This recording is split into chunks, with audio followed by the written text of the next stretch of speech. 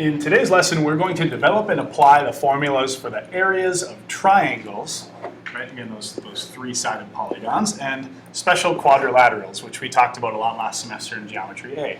So we're also going to solve problems involving the perimeters and the areas of triangles and special quadrilaterals. Okay, and so we're going to try to give you some of the prerequisite skills and hopefully some of the why for why these formulas are what they are in today's lesson.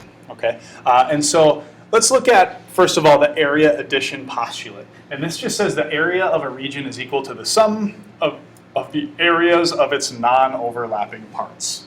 Okay, so let's just look at something really simple here. If I were to have maybe this square here, okay, and then attached to the square would maybe just be this triangle.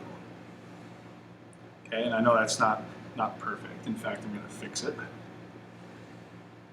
Which, let's just call that, call that good. We'll say it's a square, and we'll pretend that's an equilateral triangle on top of this. Okay, and so really what we would have to do here is figure out, okay, well, let's just call this side length of 4 here. And if this is an equilateral triangle, that would mean that this side length is 4 as well. And I think that we've learned so far that the area of a triangle is 1/2 times base times height, and that the area of a square is just going to be whatever a side is and squared.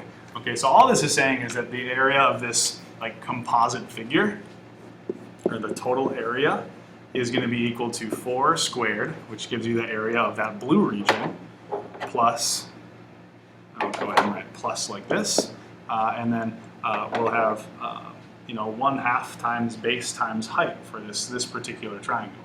Okay, well, this gets a little bit more complicated because if I have to bisect this particular triangle to figure out what the height is, if I split this in half, I know that this is 2 and this is 2, and so now I got to use the Pythagorean theorem to figure out what the height of this triangle is. So it's like a little math problem on the side.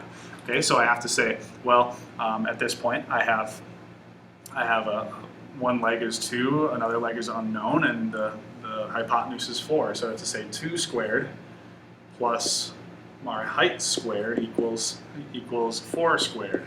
Okay, and this will be 4 plus h squared equals 16.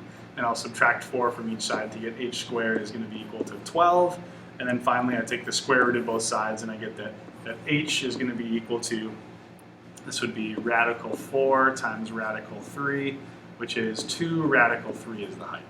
Okay, and so our area would be, again, the area of the blue, which is 4 squared, plus now the area of a triangle is going to be 1/2 times that base of the triangle is 4 times the height of the triangle is 2 times radical 3.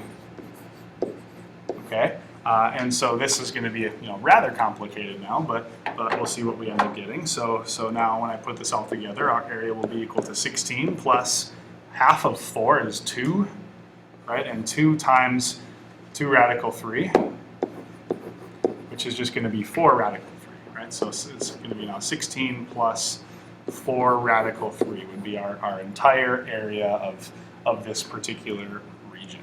Okay, and if you wanted to get a calculator estimate of that, we would just end up with 4 times radical 3 in my calculator gives me about 6.928, and then plus 16. So we'd end up with this being about 22.9, we'll call it 22.93 units squared.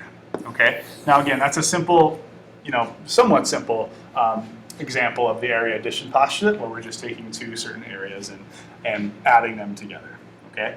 Now again, we'll even look closer at areas of triangles and how we can figure out those particular things. Okay, but the area addition postulate, I think, hopefully is fairly self-explanatory, where we can just take the area of the blue plus the area of the green, and that will equal the area of the entire thing.